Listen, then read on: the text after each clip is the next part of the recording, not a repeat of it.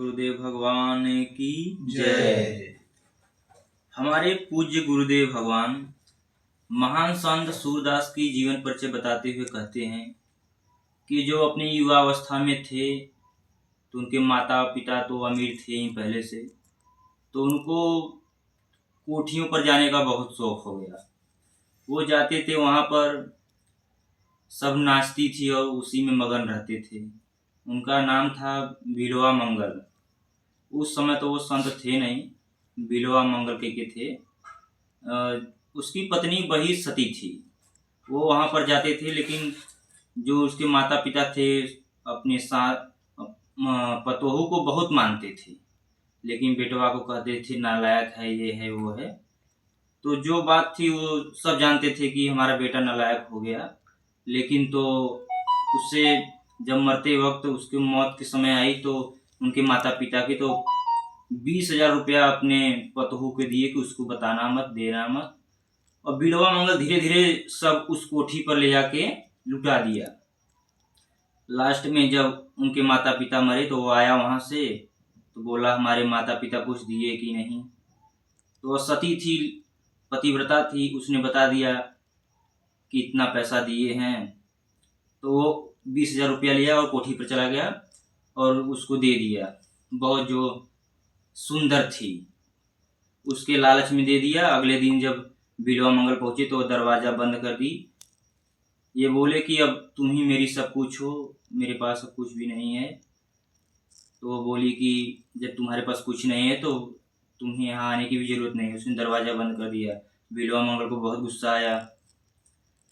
वह रात भर जो होता रहा, कड़ाके की ठंड लगती रही। जब सुबह वह बाहर निकली तो वह चाकू लेकर दौड़ा और उसे मार दिया। उसकी फांसी की सज़ा हो गई। जब फांसी की सज़ा हो गई तो फांसी जब 10 सेकंड बचे तो उसकी पतिव्रता औरत आई दौड़ते हुए, बोली इसने कोई अपराध नहीं किया, हमने इसको मारा है। हमारे प्रेम में इस औरत ने विघ्न डाला, इसलिए हमको इसने मारा। तो उसने सती थी, अपने पति को बचा ली। जब पति को बचा ली तो उसको बहुत धक्का लगा बिल्वा मंगल को कि हमने इसको क्या माना और इसने हमारी जान बचाई, और उनको बहुत ठेस लगी इस बात की। वो घर द्वार त्याग करके चले गए कि अब हम संत महात्मा हो जाएंगे। जाने लगे, रास्ते में माटी का चंदन पोत के संत बन गए। जब वृंदावन के पहुंचने वाले थे तो वहाँ पर एक सेठ रहते थे, वो साधु महात्मा की सेवा करते थे। तो उसी समय जब वहाँ सेठाइन और सेठ जो थे, जब भोजन थाली लेकर आए सामने, तो वो सेठाइन को देखा तो पगला गया बिल्वा मंगल। वह सनक गया कि ये कहाँ फिर से आ गई, इसको तो हमने चाकू मार दिया था। वह सनक गया फिर से। जब सनक गया तो वो बोला कि हम यहाँ पर खाना नहीं खाऊंगा, ऐसी ऐसी बात है। उन लोगों ने बताया कि हम लोग तो साधु महात्मा को कभी खाली भोजन खाए बिना जाने नहीं देते हैं। तो वो कहा कि मैं कोई साधु नहीं, भी फांसी से बचा, दिन भर में जो संत रहा हूँ वहीं बस उतना हूँ। तो आगे बढ़ गया। तो उसकी जो कुदृष्टि थी उसके कारण उसकी आंखें फूट गई और जाके कुएं में गिर गया। जब कुएं में गिर गया तो 7 दिन तक उसी में पड़ा रहा। जब वहाँ पर कुछ न मिला उसको, तो थोड़ा पानी था बचा था, तो उसकी भगवान में लौ लग गई। जब भगवान में लौ लग गई तो हे कृष्ण गोविंद, हे नाथ नारायण अपना भजन वजन करने लगा। तो भगवान उसको निकाले बाहर।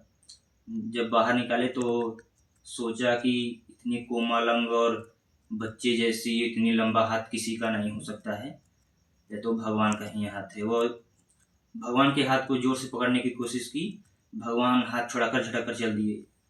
तब उसी समय बिल्वा मंगल ने एक श्लोक बनाया, कर छुड़ाए जात हो हृदय से जाओ तो जाने, मुझे निर्बल जानकर हाथ छुड़ाकर जा रहे हो, जो सबल हो तुम तो हृदय से जाकर देखो। उसकी लौ लगे बिल्वा मंगल की, और वो वहीं आगे चल करके महान संत सूरदास हुए। जब वो मंदिर में थे वहाँ पर उनको दृष्टि नहीं थी उस समय, लेकिन मंदिर में जो जो जिस तरीके से पूजा पाठ आरती होती थी वो सब देखते थे भगवान की कृपा से। तो उस समय एक दिन हरे रंग का कपड़ा, मोर पंख, जिस तरीके से पूजा पाठ की जाती थी वो वहीं गा करके सुनाते थे। तो लोगों ने सोचा कि एक दिन हमको लोग इसको भगवान कृष्ण को कुछ नहीं पहनाएंगे, देखते हैं यह कैसे गाता है। तो उस दिन उन लोगों ने केवल मुंह में माखन पोत के छोड़ दिया और कुछ पहनाया नहीं। फिर उस दिन भी महान संत सूरदास जी तब दोहा गाकर सुनाए, हरि हुए नंगा मनंगा मुख में माखन पोते, इस तरीके से बोला उन्होंने। तो लोगों ने उन्हें पहले जानते नहीं थे कि कौन है, लेकिन तब समझ गए लोग, उनके चरणों में गिरे कि आप तो महान संत हैं, हम लोगों से भूल हुई।